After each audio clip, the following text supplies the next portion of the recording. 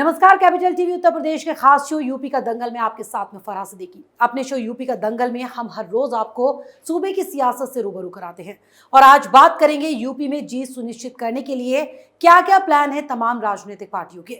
जहां बीजेपी अपने दिग्गजों को मैदान में उतारने का प्लान तैयार कर चुकी है।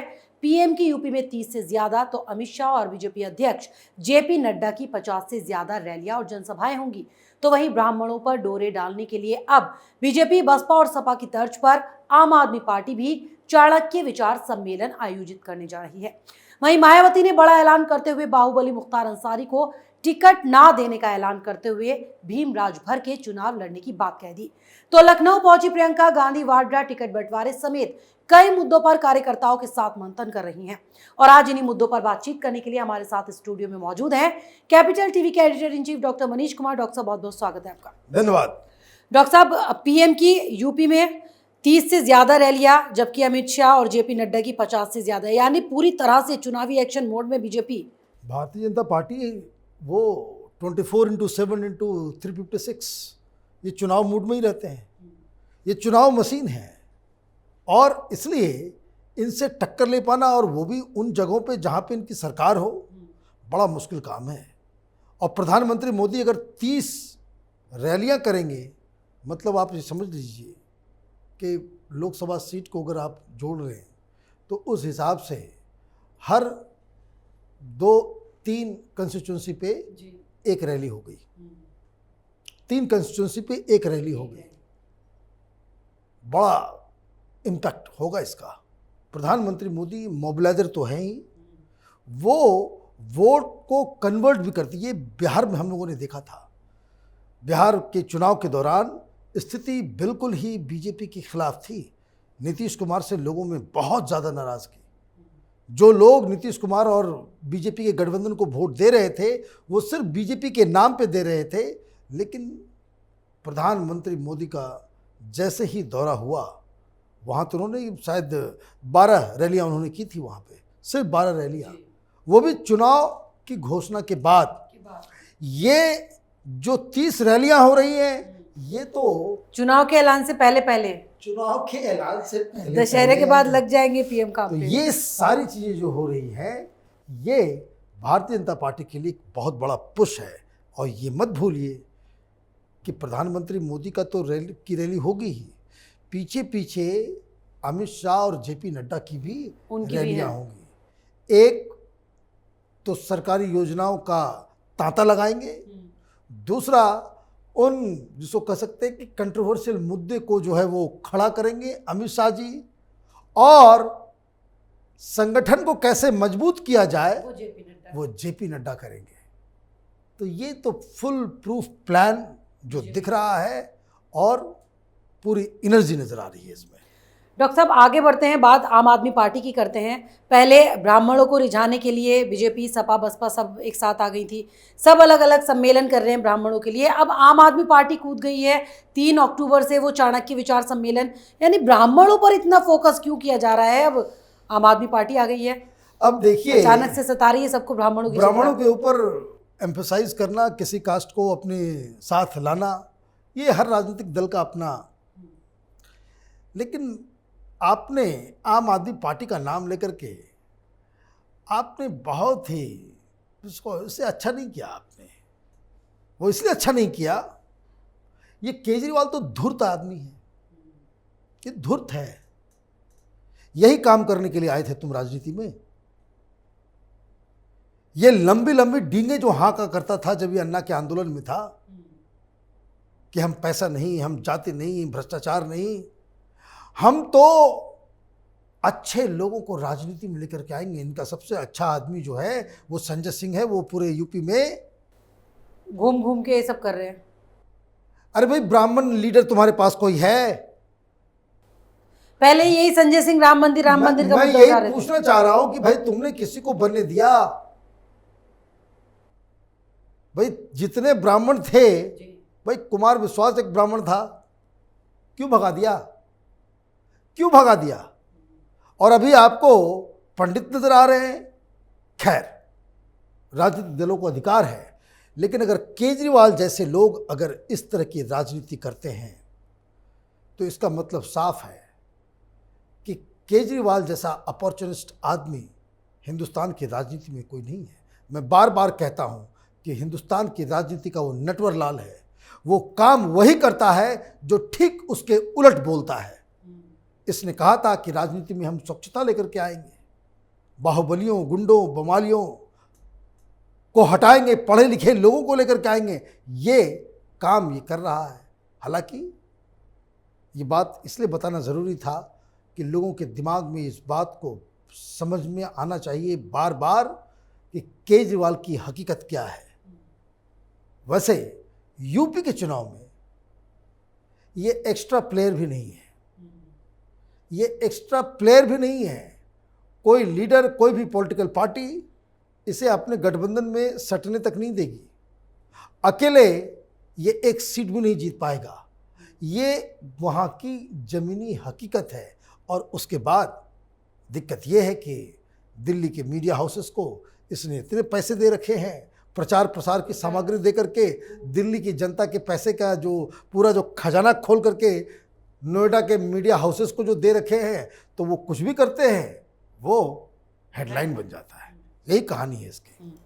डॉक्टर साहब, मायावती ने सीधे तौर पे आज सुबह ये कह दिया है कि अब बसपा किसी भी बाहुबली को टिकट नहीं देगी, यानी अपनी छवि सुधारने की कोशिश। मुख्तार को तो बाहर कर ही दिया, कल भी हमने इस पर बातचीत की थी, लेकिन आज ये भी कह दिया कि किसी भी बाहुबली को अब बसपा टिकट नहीं देगी। देखिए, ये बेसिकली मुख्तार अंसारी को लेकर के ये सारी बातें हो रही हैं।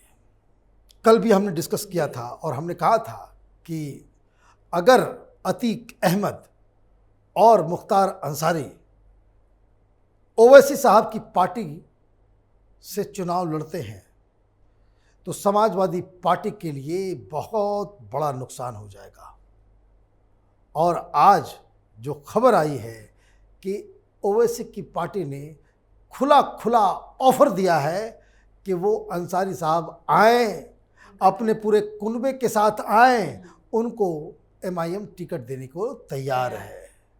अब मसला कहाँ फंस रहा है? अंसारी एक डॉनी है, बाहुबली वाली छवि है। अतीक अहमद डॉनी है, बाकायदा एक बाहुबली की छवि है। इन लोगों को अगर समाजवादी पार्टी या बीएसपी अपने साथ रखती है, एक मुद्दा भारतीय जनता पार्टी को मिलेगा, बाहुबली का नहीं। बात समझिए, इनका नाम अंसारी है, ये अहमद हैं। ये तो ऐसा लगेगा कि ये लोग बाकायदा मुस्लिम बाहुबलियों को अपने साथ लेकर के हिंदुओं के ऊपर वो दबाव डालने की कोशिश कर रहे हैं। मतलब ये कि आप मुस्लिम गुंडों के जरिए चुनाव जीतना चाहते हैं तो भारतीय जनता पार्टी के पास एक, अब वैसे तो मुद्दों की कमी नहीं है, लेकिन एक उनके पास एक और हथियार उनके हाथ में आप डाल देंगे। इसलिए मायावती बच रही है। मायावती ने पहले कहा कि भाई बाहर जाओ, बाहर, और अब ये भी कह दिया। अब ये समाजवादी पार्टी जो थोड़ी ललायत है अंसारी को देने के लिए, ये अंसारी साहब को ही अब बाकायदा तय करना पड़ेगा कि एमआईएम के ऑफर को वो ठुकराए या समाजवादी पार्टी को के ऑफर को जो है अपनाए।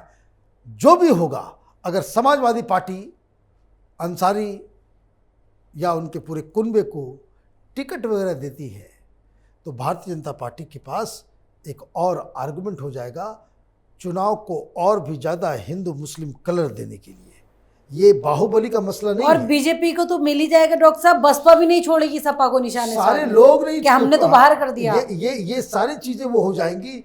ये राजनीति का ऐसा खेल है जिसमें नेताओं को, खास करके जो पॉलिटिकल पार्टी चलाने वाले लोग हैं, जो सीनियर मोस्ट लीडर्स हैं, उनको बहुत ही कदम जो है अपने फूक के आगे बढ़ाने पड़ते हैं। डॉक्टर साहब, प्रियंका भी पहुंच चुकी हैं लखनऊ और मंथनों का, बैठकों का दौर उन्होंने शुरू कर दिया है। अब कार्यकर्ताओं में जोश भरने की कोशिश कर रही हैं।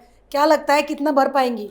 आप प्रियंका की खबर जरूर लेकर के आती हैं। जी जरूरी है ना डॉक्टर साहब। प्रियंका वाड्रा जो है नींद से जग गई, मौसम अच्छा हो गया। मौसम अच्छा हो गया है। मैं बार बार कह रहा हूँ कि ये लोग मेहनत करने वाले लोग नहीं हैं। तो इसीलिए निकली है ना वो, अब मौसम अच्छा है, सुहाना मौसम। आपकी लड़ाई भारतीय जनता पार्टी से है।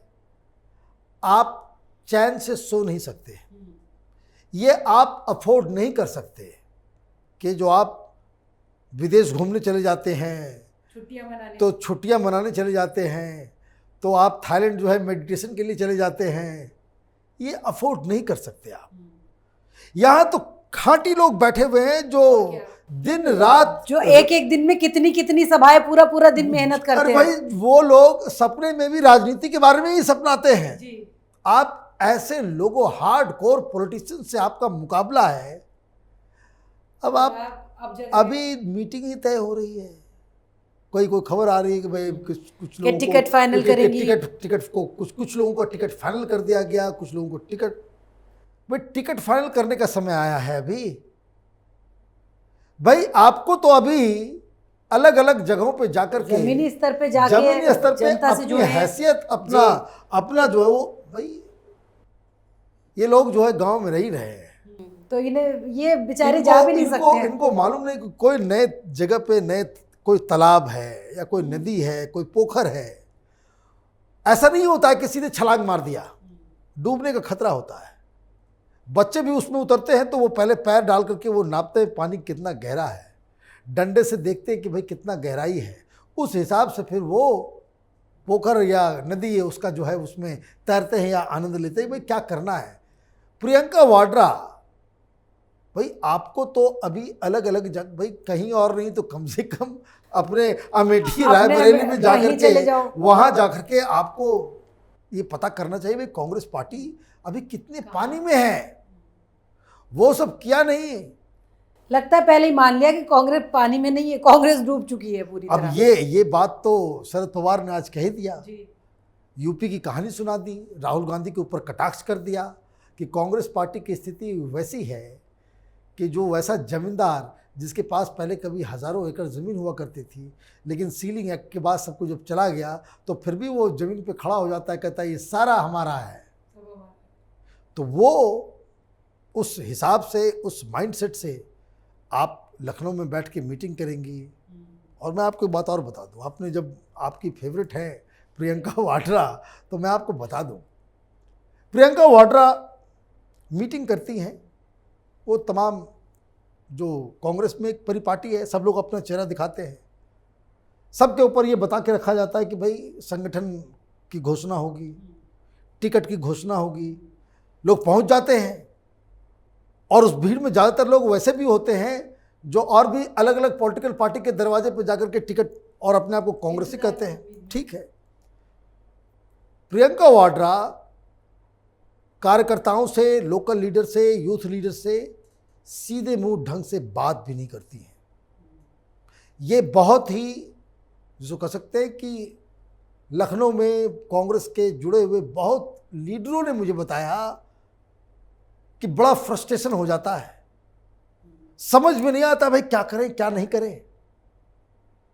एक तो उस तरह उस ज़ील से आप काम नहीं करते, और जब सामने पेश होना होता है तो वो डांट डपट लग जाता है, कोई से कुछ बोल देती है, कभी किसी को कुछ बोल देती है। तो कहने का मतलब ये है, मैं ये कहानी इसलिए सुना रहा हूँ कि प्रियंका वाड्रा लखनऊ जाती हैं, लोगों से मिलती हैं, तो कांग्रेस का भला कम नुकसान ज्यादा करके चली आती है। और इस बार गई है 2 दिन के लिए, पता नहीं क्या गुल खिला के पहुंच आएंगी वो। डॉक्टर साहब चलिए, बहुत बहुत शुक्रिया धन्यवाद जुड़ने के लिए। तो जहां बीजेपी यूपी चुनाव को लेकर फुल टू एक्शन मोड में है, पीएम, गृह मंत्री और पार्टी के राष्ट्रीय अध्यक्ष तक रैली और जनसभाओं में गरजेंगे, तो अब आप ब्राह्मणों को अपने पाले में लाने की कवायद में लग गई। तो मायावती अपनी छवि सुधारने में मसरूफ है और कांग्रेस का तो कहना ही क्या। चलिए, देर से ही सही, लेकिन प्रियंका यूपी तो पहुंच ही गई और सूबे के मौजूदा सियासी और जातीय समीकरणों को ध्यान में रखते हुए मिशन 2022 को लेकर रणनीति भी बनानी शुरू कर दी। तो फिलहाल हमारे इस प्रोग्राम में इतना ही, लेकिन अगर आपको हमारे प्रोग्राम पसंद आया तो इसे लाइक करें, शेयर करें, और उत्तर प्रदेश चुनाव से जुड़ी हर खबर को जानने के लिए कैपिटल टीवी के साथ साथ कैपिटल टीवी उत्तर प्रदेश को सब्सक्राइब करना ना भूलें। अगर आपको हमारा वीडियो पसंद आया हो तो इसे लाइक करें, हमारे चैनल को सब्सक्राइब करें और हाँ, बेल आइकन दबाना ना भूलें ताकि आप तक हमारे वीडियो की नोटिफिकेशन पहुंचती रहे। आप अपना सुझाव हमें कमेंट बॉक्स में दे सकते हैं। हमारे साथ जुड़ने के लिए शुक्रिया।